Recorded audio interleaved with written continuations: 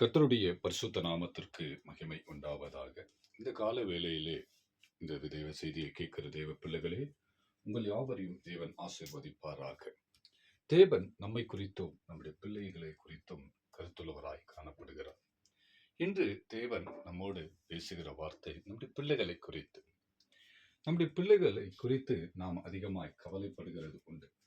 ஒருவேளை இந்த சத்தத்தை கேட்கிற தேவ பிள்ளைகளே, உங்களுடைய பிள்ளைகளை எதிர்காலத்தை குறித்தோ உங்களுடைய பிள்ளைகளுடைய நிலைகளை குறித்து நீங்கள் வேதனைப்படுகிறவர்களாய் காணப்படலாம். ஆனால் கர்த்தர் சொல்லுகிறார், உன் பிள்ளையை குறித்து நீ கவலைப்படாதே, நான் உன்னோடு கூட இருந்து உன்னை நான் வழி நடத்துவேன் என்று கர்த்தர் சொல்லுகிறார்கள். தேவன் நம்முடைய பிள்ளைகளை குறித்து அதிகமாய் கண்காணிக்கிறவராய், கவலைப்படுகிறவராய், அதை கருத்தாய் கொண்டு போகிறவராய் காணப்படுகிறார். தேவனுடைய பிள்ளைகளே, உங்களுடைய பிள்ளைகளை குறித்து நீங்கள் வேதனைப்பட்டு எதிர்காலத்தை குறித்து நீங்கள் ரொம்ப வருத்தத்தோடு இருக்கிறதை தேவன் அறிந்து இந்த காரியத்தை என்னோடு கூட பேசினார்.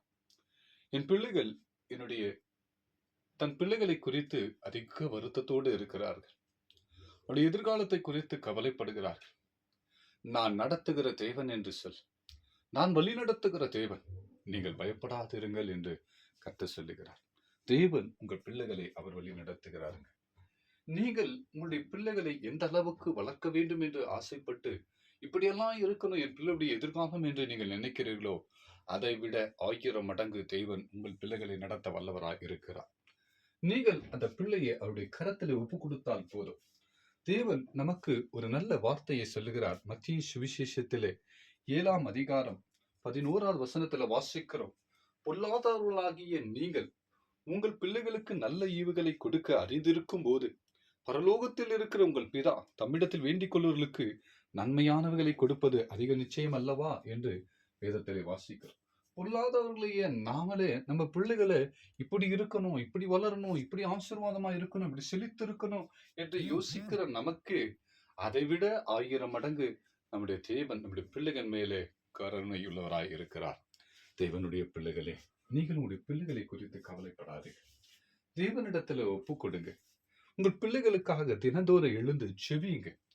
நீங்கள் எந்த அளவுக்கு உங்கள் பிள்ளைகளுக்காக செபிக்கிறீர்களோ அந்த அளவுக்கு உங்களுடைய பிள்ளைகள் தேவனுக்குள்ளே வளருவார்கள். யோபு பாருங்க, தன் பிள்ளைகளுக்காக அனுதினமும் எழுந்து ஒவ்வொரு நாளும் தினந்தோறுமும் அவன் பலிகளை செலுத்திக் கொண்டே இருந்தான் தன் பிள்ளைகளுக்காக. அப்படி தினந்தோறும் எழுந்து நீங்க உங்களுடைய பிள்ளைகளுக்காக தினந்தோறும் ஸ்தோத்திரத்தை சொல்லுங்க. தினந்தோறும் ஸ்தோத்திரம் சொல்லுங்க. ஸ்தோத்திர பலியிட வேண்டுங்க. நாம் விடுகிற ஒவ்வொரு பலியும் கர்த்தருடைய சமூகத்தை போய் எட்ட வேண்டும். அப்படி நீங்கள் தேவனுடைய உடைய பிள்ளைகளுக்காக தேவனுடைய சமூகத்துல நீங்கள் பலியிடும் பொழுது கர்த்தர் உங்கள் பிள்ளைகளை ஆசீர்வதிக்கிறவராய் இருக்கிறார். ஒவ்வொரு நாளும் நீங்கள் தேவன் உடைய சமூகத்தில் உட்கார்ந்து உங்கள் பிள்ளைகளுக்காக கண்ணீர் விடுங்க.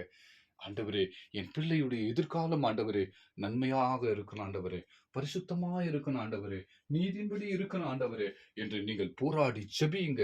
ஏனென்றால் தேவன் நமக்கு கற்றுக் கொடுக்கிற ஒரு நல்ல விஷயமே அதுதாங்க.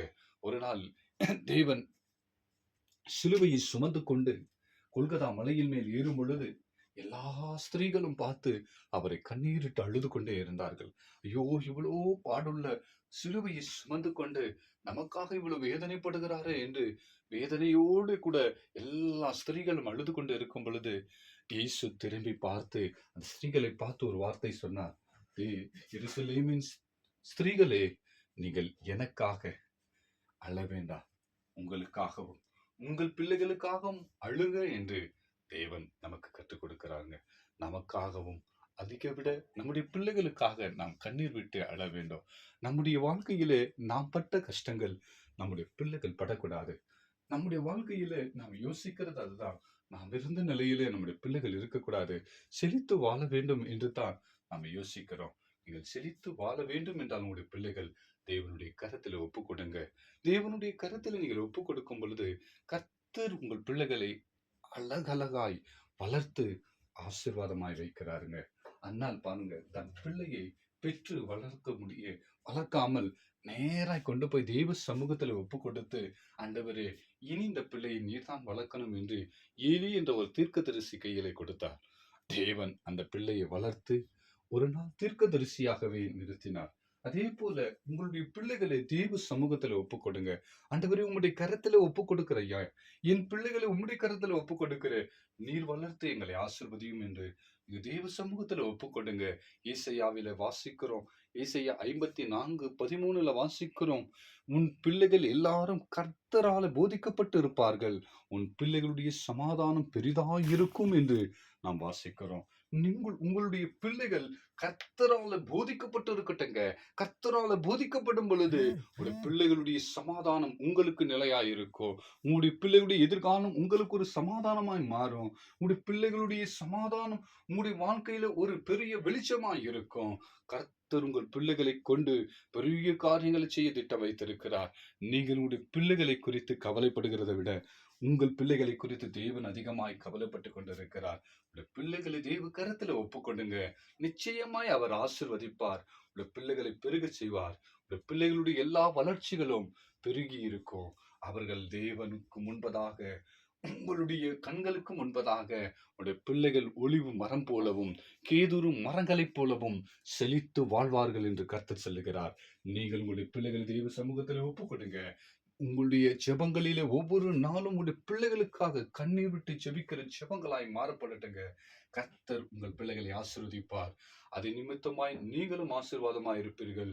நீங்கள் யாவரும் ஆசீர்வாதமாய் இருக்கும்படி கர்த்தர் உங்களை வழி நடத்துகிறார். ஆமேன், ஆமேன், ஆமேன்.